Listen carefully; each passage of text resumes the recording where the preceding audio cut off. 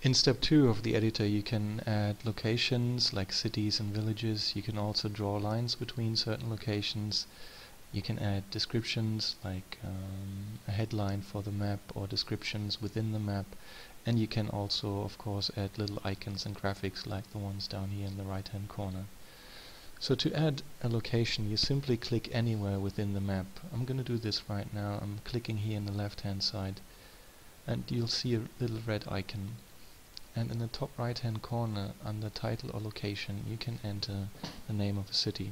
I'm going to enter Berlin right now. Of course, Berlin is not here in the middle of the ocean, but somewhere here in Germany. So we have a feature, it's called position location. If you click on it, a little information box will open up, and you can then click on it again. It says Berlin, 3.4 million citizens. That's obviously the city I'm looking for. So I click on position location, and Berlin is where it should be. You can repeat this as many times as you want, of course. So again, I click anywhere on the map.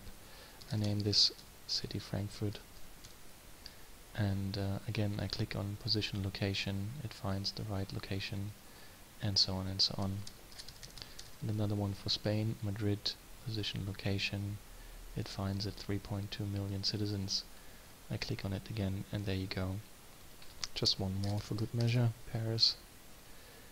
And here we go. So this is how you add cities and villages. Of course, you can also move these descriptions or icons or cities by hand. You just click on it, for example Berlin, hold your mouse button down, and then move it wherever you want. When you add cities, I guess the position location makes most sense, because then they're geographically correct where they should be. But you could imagine there are situations where you don't need the automatic position feature. For example, for a headline, imagine you want to give the map a headline or a title. Also within the display menu you can choose text only, so the little red icon disappears. I do this right now. So there you go, that's your headline. Of course you don't use position location on that one, but you click on it with your left mouse, hold the mouse button down, and move it wherever you want. So for example up here in the top left hand corner. Also if you want to add names for countries, for example you write Spain. Maybe that's a bit big right now, so I'll make it smaller. I use a different color, white in this case, and then move it where I want it. For example here. And this one of course is Germany. So anything that you add within step 2 you can move by hand, or you can position it with this automatic position feature. Also, what most people would like to do in a map is connect certain locations with a line. So I'm going to click on Madrid right now, and there's a little menu opening underneath, and you see the second option is, it's called draw line from A to B. So I activate this, I just click it, and then I click on Paris. So right now I have a straight line from Madrid to Paris. I can repeat this again as many times as I want, so I say again draw line from A to B. So I go on Frankfurt, draw line from A to B, Berlin, there you go. As you can see in the middle of the line there's a little marker, like a little square icon. If you click on it and hold the mouse button down, you can move it, and then if you leave the mouse button or let it go, the line becomes curved. If you want to do a little S curve, like into one direction then into another one, you click on it and choose divide line. It's the third option when you click on the little icon.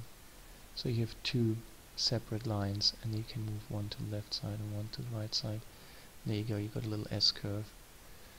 As you can see right now, Madrid, the title is actually above or over the line, so you can click on Madrid, and for the text position you could choose left. So the location remains where it should be geographically, but the title is moved to the left. Of course you can also move it to the top if you like. Another nice feature would be within the display option to add like a little information box. So I'm clicking anywhere in the map. I'm saying, let's just say this, great city. Not very creative right now, but just want to demonstrate what's possible. So first I choose text only, so it becomes just the text, and then under display again I use the show as info box feature. I activate it, and there's a little info box. And then I move it freehand to Madrid. And this box you can also, of course, change in terms of the color, the size, and the font. For example, if you don't like the white color in the background, you just use this feature, background, open the color menu, and choose, for example, red. And for the font color, you could choose, for example, white. So it becomes a bit more obvious.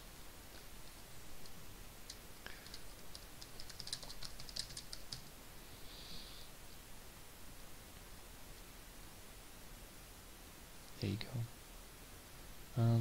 So these are the main features within step 2. You can add descriptions, you can add, of course, cities and villages, you can add titles for the countries, and these little info boxes. And all of which I've marked right now here on the right hand navigation refers to formatting of these kinds of texts and descriptions on the map. Of course, I could, for example, make the headline a lot bigger if I want to. Of course, I can also use the underline feature, or I can make it italic. This is basically like what you would know from a word editing program. All this up here in the top right hand corner. The connection lines, like I said before, can be bent, and right now you see they're red and very thin. If you click on any of these markers in the middle of the line, you can change the color. For example, you could make this line black, make it a bit bigger, and use a dotted feature. And you can also apply this style to all. So if I click it, all the lines should be in the same format. There you go. So all the lines became black and dotted. You have a little feature, it's called arrow and size. So if you want to show that you're going from A to B to C, you can add a little arrow forwards or backwards. So right now it's from Madrid to Paris. You see a little arrow here. The last feature in step 2 is symbols and icons. If you click on any of these preview icons here, they appear in the middle of the map. So I'm going to click on a little bicycle here, and it appears in the center of the map. I can click it, hold the mouse button down, and move it wherever I want to. Again, I can repeat this as many times as I want. So I'm clicking on the aeroplane icon here, and move it closer to Paris. And what else can I pick? There's a little car here, and I'm going to move this here. So this is how you personalize your map. There's different categories. Right now the standard category is tourism and travel, but if you open the drop down menu, you see we have many different ones like news and events, flags, areas, traffic, weather, and so on. So you can pick your favorite icons from there. If you want to add your own icons or your own images, you just click on the little link down here in the bottom right hand corner, upload own image or icon. If you click on it, the menu opens, and then it will browse your hard drive, so you can upload any image that you want and then move it around on the map as well. These are the basic steps within step 2. If you want to delete an icon or a location, you just click on it.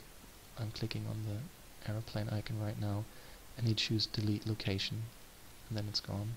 Of course, I could also delete Madrid if I want to, or Berlin, or any other thing like the headline up here. I click on it and I say delete location.